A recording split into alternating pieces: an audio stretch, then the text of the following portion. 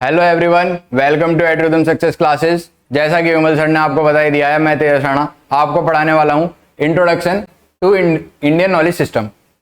ये जो हमारा सब्जेक्ट होने वाला है ये कॉमन टू ऑल ब्रांचेज है, मतलब सब ब्रांच में चलेगा जितनी आपके ब्रांचेज हैं बीटेक के अंदर। और आज हम करने वाले हैं इसका syllabus discussion.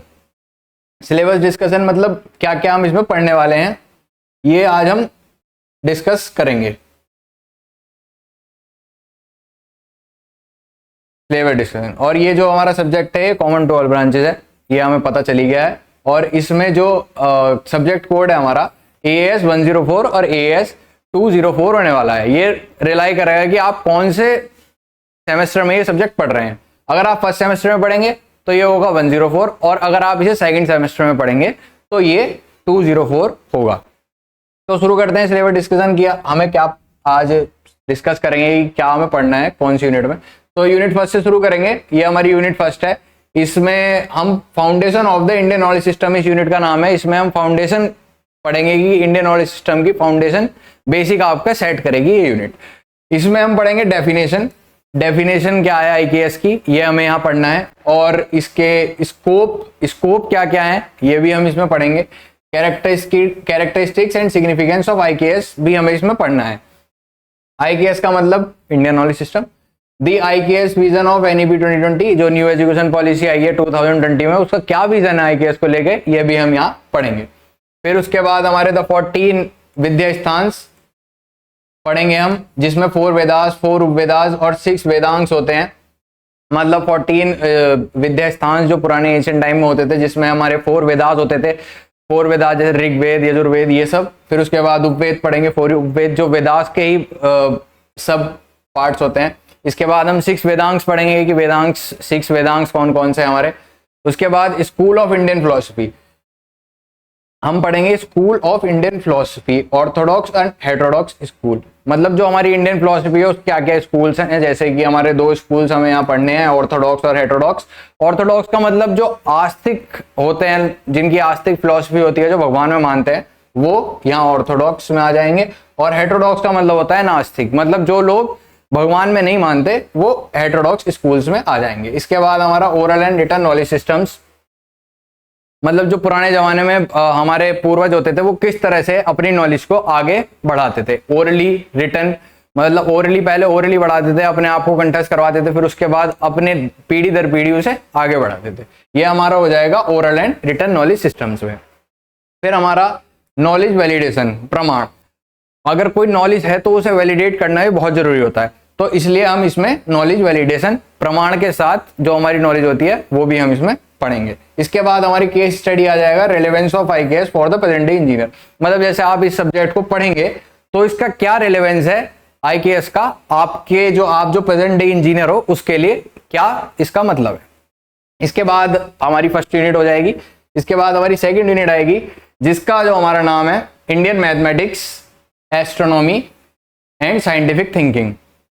Indian mathematics, astronomy and scientific thinking इस यूनिट का हमारा नाम है। इसमें हम इंडियन मैथमेटिक्स और एस्ट्रोनॉमी के बारे में और साइंटिफिक थिंकिंग के बारे में हम इसमें पढ़ने वाले हैं।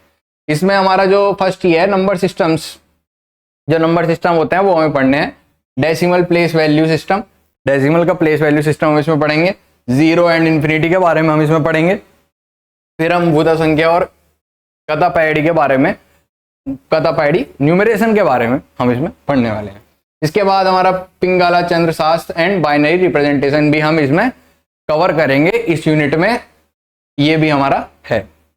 इसके बाद हमारा सुलभ सूत्र, contribution of Aryabhatta, Brahmagupta, Bhaskara and the Kerala school, ये भी हमें इसमें पढ़ना है कि हमारा क्या कहते हैं कंट्रीब्यूशन क्या था आर्यभट्ट, ब्रह्मगुप्त और भास्कर और द केरला स्कूल का। इसके बाद हमारा इंडियन एस्ट्रोनॉमी एंड द पंचांग, इंडियन एस्ट्रोनॉमी कैसे काम करती है और जो ये हमारे हिंदू पंचांग होते हैं ये किस तरह से काम करते हैं, ये भी हमें इसमें पढ़ना है।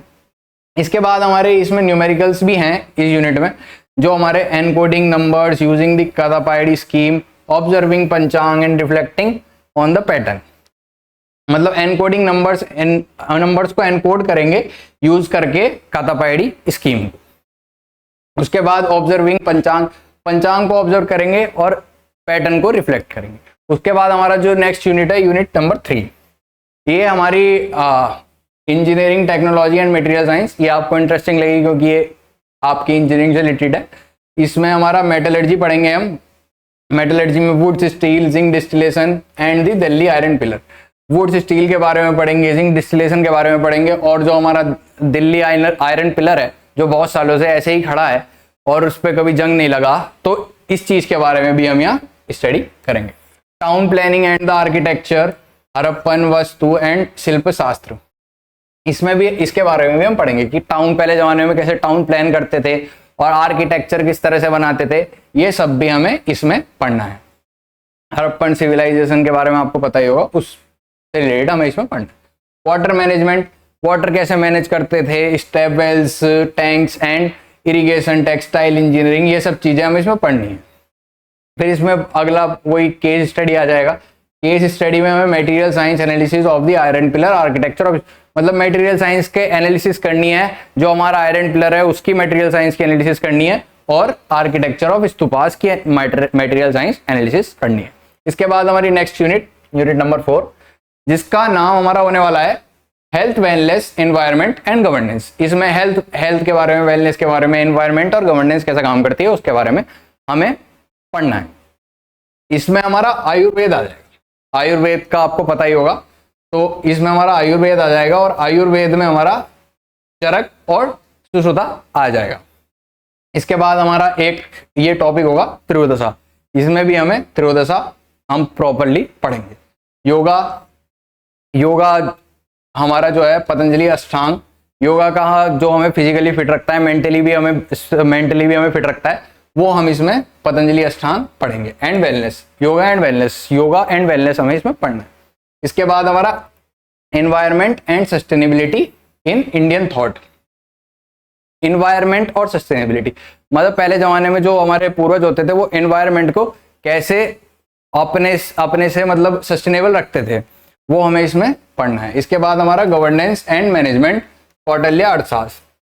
गवर्नेंस कैसे काम करती है, कैसे अपने देश को मैनेज करते हैं, ये सब चीजें हमने कैसे कौटिल्य अर्थशास्त्र से सीखी हैं, ये सब हमें इस यूनिट में पढ़ना है। इसके बाद हमारा लास्ट टॉपिक रहेगा वो रहेगा ethics from the Bhagavad Gita. हमें जो एथिक्स हमने सीखे हैं भगवत गीता से, वो हमें इस यूनिट में पढ़ना है। इसके बाद हमारी केस स्टडी आ जाएगी। केस स्टडी में हमारा फिर वही योगा फॉर वेलबींग, आपकी वेलबींग के लिए योगा, अर्थशास्त्र मैनेजमेंट प्रिंसिपल्स, अर्थशास्त्र के मैनेजमेंट के प्रिंसिपल्स क्या क्या हैं वो, और उसके बाद लर्निंग फ्रॉम गीता, हमें गीता से क्या क्या सीखने को मिलता है। अब ये हमारी लास्ट यूनिट आ जाएगी, यूनिट नंबर 5। यूनिट नंबर 5 हमारी है contemporary relevance, AI and application of IKS. AI artificial intelligence, application of IKS, applications क्या क्या हैं इंडियन नॉलेज सिस्टम की, वो हमें इसमें पढ़ना है। डिजिटल प्रिजर्वेशन, सबसे पहले डिजिटल प्रिजर्वेशन एंड आईपीआर।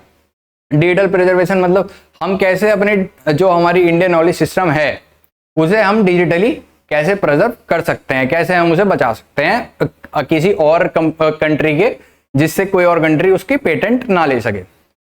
इसके बाद हमारा जो नेक्स्ट टॉपिक है Sanskrit and computational linguistic and Panini अष्टधाई।